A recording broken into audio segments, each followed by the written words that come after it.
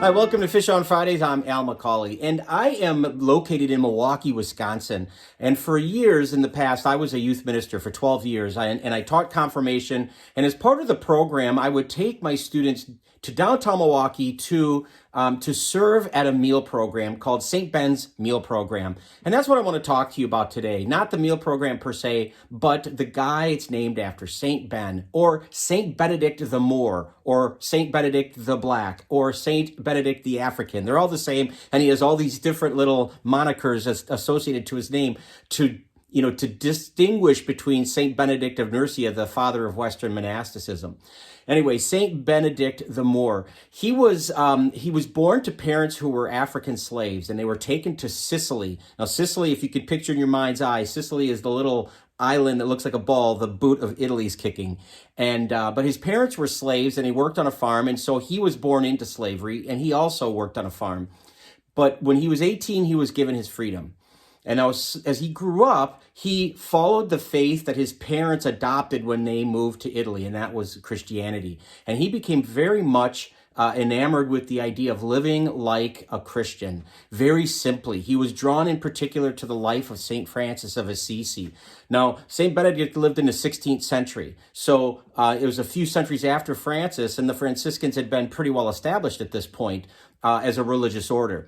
But he, as a young man, he had a reputation as somebody who was very kind to the poor, very humble. And so his nickname was Il Moro Santo, which means the Black Saint. And unfortunately, he's called sometimes St. Benedict the Moor, M-O-O-R, which is from Spain. And it's an incorrect understanding of his heritage. But sometimes, like I said, he's referred to as St. Benedict the Black or St. Benedict the African because that was his origins. But Il Moro Santo, the Black Saint, he was known as in his lifetime because he had such this reputation of kindness toward others, especially the poor. Well, once his freedom was won, and once he did become a priest, he continued in the ways of humility and really following in the footsteps of St. Francis of Assisi. He wanted to help people, but he also felt that his own privations would bring him closer to God, would bring him closer to Christ, and to give him a better sense of the suffering of Jesus and the suffering of the poor people with whom he worked. And so he would go on long fasts, for instance. He would eat very little. And there's an irony there because one of the things he became known for was his culinary expertise. He was quite the cook, apparently. And he was known for being able to commandeer food in a positive way and give it to poor people. In fact, it's even said that some of the miracles associated with St. Ben is that he could multiplication of loaves, that he could make food appear that wasn't there. Which is a fantastic attribute for somebody who wants to serve the poor, obviously.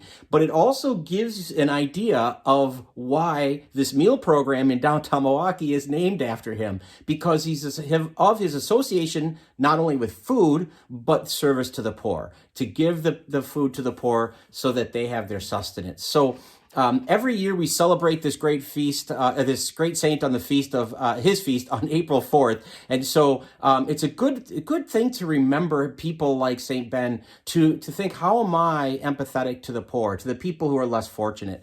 How am I even aware of them? How do I treat them? And what I take in, am I living simply, as the saying goes, so others may simply live? So St. Benedict is one of those great men, one of those great heroic saints that we look to in our church's calendar to inspire us, and somebody who we know can pray with us when we pray for the poor. So God's presence will be felt among all people, in all times, in all places.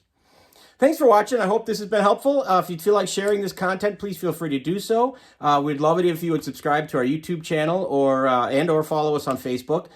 We appreciate that you tune in every Friday for Fish on Fridays, and hope you will continue to do that. Until next time, please be good to each other, and God bless.